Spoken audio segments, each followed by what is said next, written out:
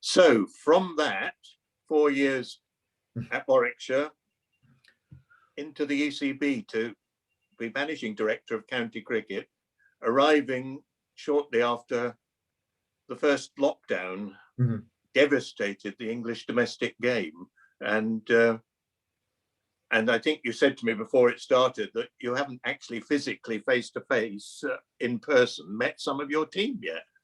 Yeah, that's right. So it was, well, for everybody, it's been an unbelievably challenging year, hasn't it? I was actually appointed into the new role at ECB the back end of December 20, where are we? 2019. Yeah. And I had quite a long notice period at Warwickshire. So yeah, so I spent the first part of the pandemic managing the situation at Edgbaston and working out my exit from Edgbaston, and credit to the ECB for being so understanding through that period. And then yes, actually started in June in the new role, and have been basically in these four walls pretty much ever since, apart from escaping up to Lord's occasionally, and a little bit last summer managed to get out and about. So yes, it's like anything. I mean, and it's the same for my successor at Edgbaston, Stuart Kane, who I know well, and you know, it's been difficult for anyone taking on a new role where you can't actually physically meet your team. So yeah, I've got about 100 people or so dotted around the country who are part of my team, and I've met 10 of them. So I'm really well in person. I've met them all virtually. Yes. It's been a challenge, but I was I'm sure we'll come on to it, but yeah, I mean, last year was remarkable what we managed to rescue in the end from that season. I mean, there was a very real prospect of no county cricket at all at one point. So yes, it was certainly a challenging time to take on an amazing role, which again, I'm very privileged to have, and or to be offered the role. And but yeah, it's certainly been an interesting 9 months, 10 months. Well, let's start on one or two of the issues, because one of the things that happened last summer, which was in a sense an accident of COVID because the season started so late, is you created these 3 divisions of 6, and they were done on a regional basis last year, and then had the final of what was then the Bob Willis Trophy. And something about that has led you to decide, let's stick with that format for the county championship this year. Let's have 3 groups of 6, not regional, and then go through to this second phase. In discussing the pros and cons of doing that, what were the clinching arguments in favour of going across to that? Well, I mean, in terms of, I suppose if we start with last year, as I said, when I started in June, there was a very real prospect we weren't going to play any county cricket. And there was the initial debate was it safe to play any form of county cricket, bearing in mind we logistically and financially we couldn't afford to create the bubbles that had been created by the international teams at Old Trafford and Edgbaston and at GS Bowl so successfully. So it was a real challenge whether we were going to play any, and there was an initial debate as to whether it was actually safer to just play white ball cricket, because at least it was only one-day cricket, and if you remember, there was even questions whether you could stay in hotels and things like that. So there was quite a debate about whether we should even play any first-class cricket or whether it should all be short-form cricket. But there was a real will and a real determination to do whatever we could to play the first-class cricket, because I think the prospect of going a whole year without any was difficult to swallow, and because there were challenges around travel and hotels, that's why we came up with the regional groups. And I think with a handful of exceptions, you know, people were able to travel each day. So that's where it came from. And also the idea of the group phase was, unlike leagues, as we've seen in football and rugby, is if a game is lost, or if a game is cancelled or abandoned, it tends to mess up the league almost immediately. Whereas with the group stages, there was a bit more flexibility, and then we had to decide a winner, which was obviously where the Bob Willis Trophy final came from. And so I think in a way that competition rescued the season last year and made sure we did get some first class cricket, as well as some very competitive T20 cricket, which obviously ended in a very, very damp weekend up at Edgbaston. But again, it was great to get that away. So when we then sat down to look at 2021, we didn't really know what level of COVID hangover we were going to have. We hoped we would be COVID clear, but we weren't sure. And I think because the group structure had served us well last year, it was an opportunity to maintain that and maintain the integrity of the competition. And so that was part of it. But I think also, if you remember and followed the discussions back in 2018, which was the last major review of the structure, there were sort of two camps of there were some who wanted to explore a conference model and others that were wedded to a divisional structure. So I think there was also an element of, well, we probably won't have another opportunity to test what a yes. Although people on the call will correct me because it's not a conference model, but it's largely dubbed the conference model. But the sort of group and divisional structure, it's an opportunity to trial it and see how that goes. So I think it's a combination of factors, really, Stephen. But most of all, it was a way of protecting us again from COVID. And of course, as it turns out, COVID is still sadly with us. So we'll give it a run. I think we'll learn a lot from it, and then we'll. Is it at the moment just a 1-year commitment to do it? It was a 1-year commitment, yes. So the first class county chairs voted just as they voted last year for the Bob Willis Trophy structure. They then voted again for 1 year only to run the structure for this year, and then we'll review that and see how that goes. And the natural default is, if we go back to what was agreed back in 2018, the default would be to go back to divisional, but we'll keep an open mind and see how things go this year. Well, the key to it, in some senses, is whether you like promotion and relegation. Mm-hmm. There are some counties who think that having Division 1 and Division 2 means that the top level of county cricket is of the highest standard it can possibly be. Mm-hmm. The other argument the other way is that by not having divisions, all 18 counties can win at the start, and you're going to reduce this migration of players from the permanent Division 2 counties to the bigger Division 1 counties. And is there is that a sort of split down the middle, really, with the counties, or is there any kind of consensus on the advantages and disadvantages of promotion and relegation? Yeah, I think you've summed up a lot of the arguments very well, Stephen. I mean, first of all, there's no better debate than this, is it? I mean, talk about if it's a wet day outside and there's no cricket, let's have a chat about the structure of the county championship. That can keep you going. Yeah. And there's never any shortage of views. And as I said, it's great to be in the middle of all that. I think you're right. I think there's a number of factors. First of all, I wasn't a fan of 8-10. I think 8 in Division 1 and 10 in Division 2, having a 25% of the teams relegated, I think was too much, and not just because we went through that at Warwickshire. So I mean, I can comment from having been relegated and then been promoted. I've seen both sides, but I just think that encourages short-term thinking. If two teams are going out from Division 8, that's too many, I think. And so obviously the switch was to be 10-8, which would have been, I think, fairer. And it also, with only 8 in Division 2, with 2 going up, it gives you 25% chance of going up again. So I think 10-8 I was certainly a fan of that over 8-2. But I still worry about that short-term thinking. You know, if you're in Division 1, and we saw that with Colpacks. Now Colpacks are obviously a thing of the past now.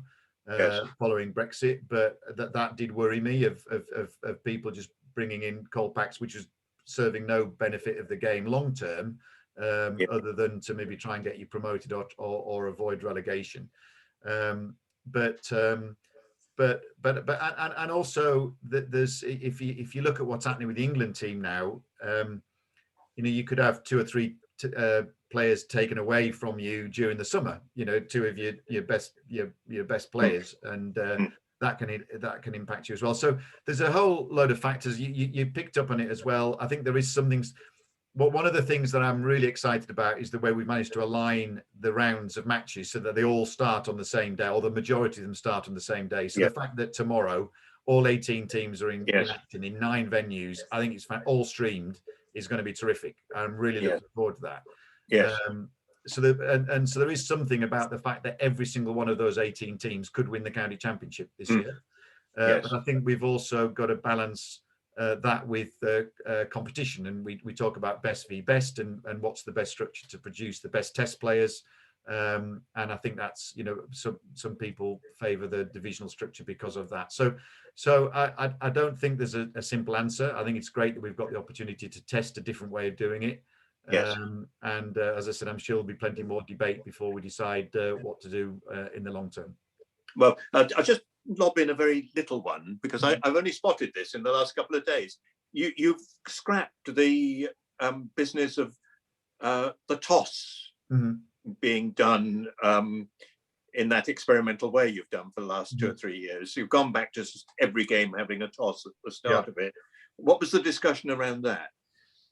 Well, I think when it was brought in, I mean, there's a lot of things that have been discussed about how we encourage our first-class cricketers to just play for longer, bowl for longer, bat for longer, again, in terms of preparing them for Test cricket.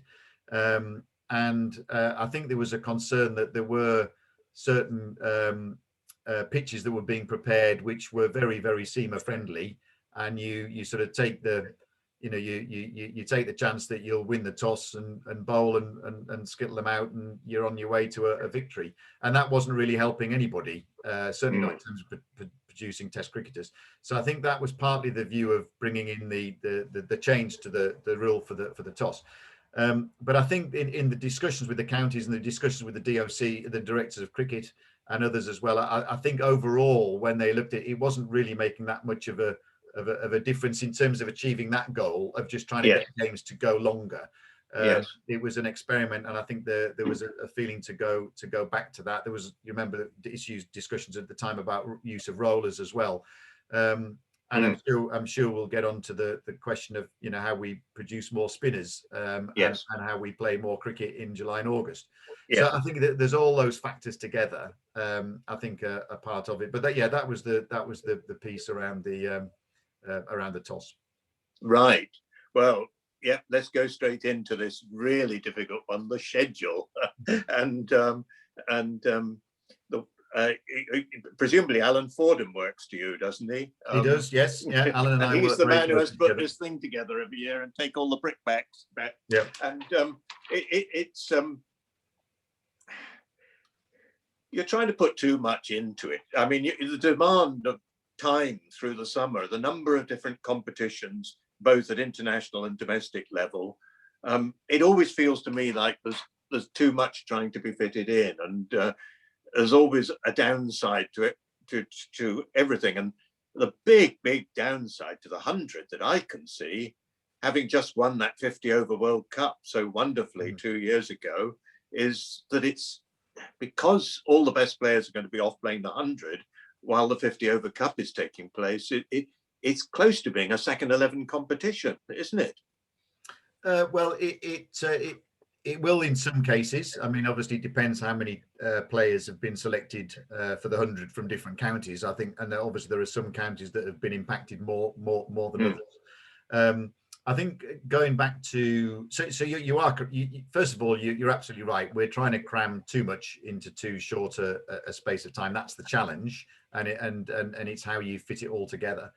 Going back to the last big review in 2018, there were a number of key questions there. Well, three core questions. One is, how do we make the Blast the biggest and most successful T20 competition it can be? What format of the county championship do we want? Do we want to have a conference model or a divisional model? And then the third one was, what do we play at the same time as the 100? So if you remember, there was a discussion about whether the first class cricket runs right through the summer, and actually even first class cricket, whether that was played at the same time as the 100, or the other option was really the 50 over competition. And I think, and there'll be people on the call, I'm sure, will support this, that first class cricket is the blue ribbon event. So how can you have a credible first class competition if there's a chunk of matches where some of the best players aren't available? Having said that, if you do play that, it enables you to play that through July and August, which is the other criticism that's often leveled. So Yes. the view in the end was that the best thing to do was to run the 50 over competition. The bit about having won the World Cup, I think it's a bit of a red herring, because if you look at we have a wonderful 50 over side, and that was a magnificent World Cup, but an awful lot of those players had learnt their skills that helped win the World Cup through playing T20 cricket, whether it was in the Blast or whether it was in the Big Bash or whether it was in the IPL. Not an awful lot of them play county 50 over cricket. They do in the early start part of their career, but if I think about Wokes, it was always an absolute joy when Wokes got released to come back and play for Warwickshire, but it didn't happen very often. Yes. But obviously he cut his teeth on 50 over cricket in the earlier part of his career. So I think, I'm not just saying this because I'm an ECB employee. I'm really excited to see how the 50 over comp plays out. I'm looking forward to seeing a lot of the youngsters having a really good go at playing first team cricket in a strong competition. And I think that will give them a leg up, to give them a chance to prove what they can do. Yes, you won't have a lot of the real stars, but we'll see the next generation. And again, going back to my time at Warwickshire, I know a lot of the members loved seeing those academy players coming through, or second 11 players coming through, and particularly the homegrown ones who they could see develop. So I think there's a place for that 50 over comp. But the perennial question of when you play and how you play the first class cricket is always going to be there, and we get accused of bookending it. But the secret is we want to try and play as much of that throughout the year as possible. As I said, the thing that I'd really love to keep is this idea where the majority of the rounds start on the same day. Yes. And I think that is something that we'd like to try to keep. Yes. Well, I mean, there's been a lot of criticism of the 100 in some quarters, and it seems, just looking at the schedule, that you've got a whole slab of weeks taken out by the Big Blast, and then a whole slab of weeks taken out by the 100, effectively, and they're the prime weeks of the season. And is there a possibility that we're just being a bit too greedy by trying to run both those activities in the English summer? I realise the 100 isn't county based, and therefore the counties want their share of the 20 over game as well. But does that have to be all in a cluster, the county 20 over game? Could it go back to what it was before, where it was every Friday night or whatever? Well, that's certainly something that we will consider, Stephen. I think what we've got to remember with the Blast is that the Blast is the major earner for most of the counties. It's the main revenue generator, and a lot of the counties would really struggle without it. It's a popular format, and I think it can be. I think it can even be bigger and better than it is at the moment. I mean, we got close to 1 million spectators in 2019, and I think that can hopefully continue. But you're right. I mean, how long do you play it over? Do you start it slightly earlier and have that sort of appointment to view on a Thursday and a Friday and a Sunday, or do you play it more of a block? But again, in terms of the counties, they like the fact that it's in a block, because you get the overseas players can come over for the whole period, but there are other views. So again, as always, well, I think the other thing I've heard is that the players prefer to play in blocks because they think the skills are different and they like to concentrate on one skill at a time. Is that said to you much? That was one of the main things that came out of the 2018 review, and obviously Andrew Strauss was very much involved in that, and that was part of the feedback. Was I can't remember again, someone on the call will know the answer, but the number of flips within a season from one format to another was huge. And one of the options with the new structure was to try to reduce those, so you do have a proper. I mean, I think that, having 9 rounds of championship cricket in one big slab, I think is hugely exciting. Now, okay, a lot of it's in April and then into May and then just into June.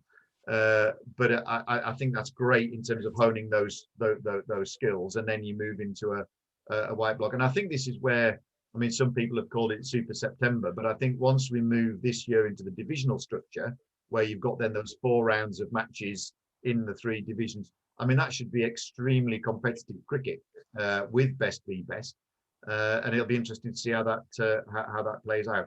But I think that's one of the things we need to look at, Stephen, is again how the Blast is played, when it's played, and how we make the most of that. But then, sorry, going back to your other question in terms of then how that fits with the 50 over competition and the championship, we'll see. And the 100 has to be in a short, sharp window. I mean, partly because of the audience we're trying to attract, being families and children. It's obvious to do that in the summer holidays, and also to get the best overseas players, we need to do that in a short, sharp block as well.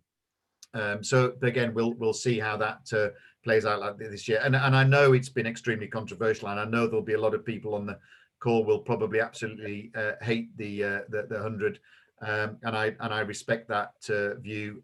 But I think it will be extremely exciting. It's new, it's different. It will be very exciting cricket, but it won't be for everybody, and I know that.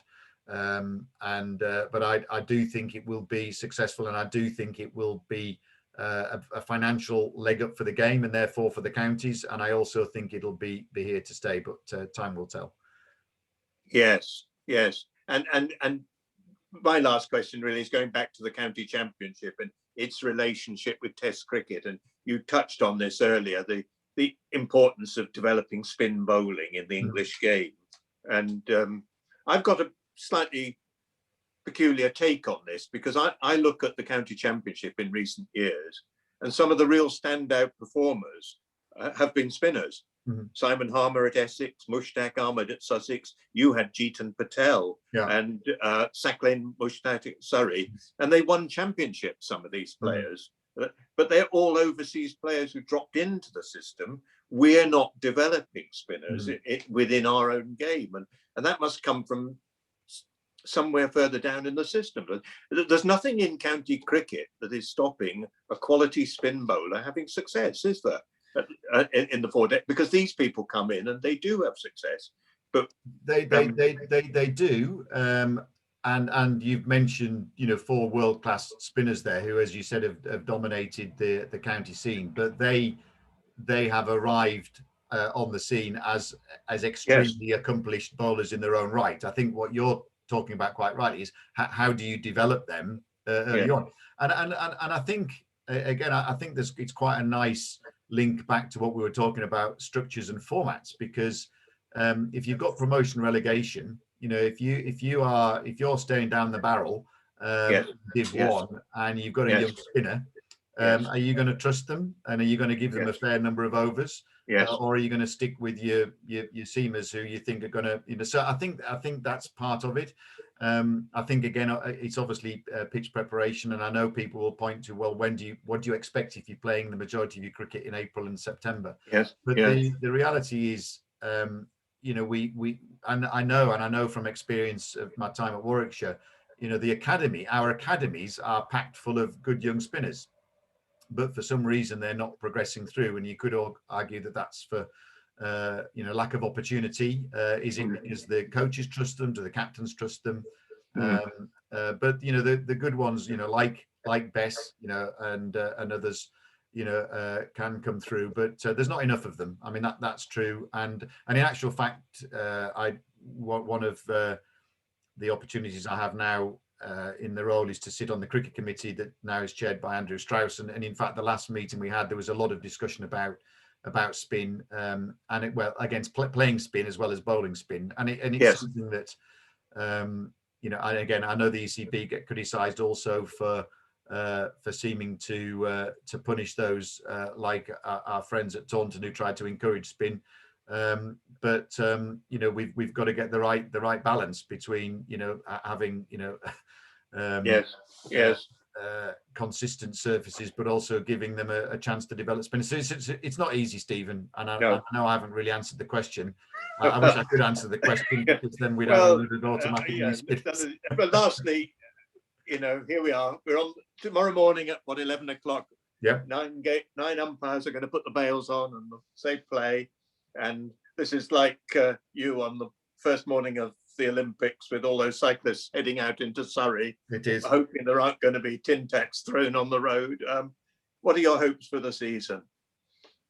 I think that's a great. I mean, well, first of all, it might sound a little bit trite, but I just hope that we get the whole season away. I really do. I mean, I think it was a miracle last year that we only got one game that was abandoned because we weren't doing any testing.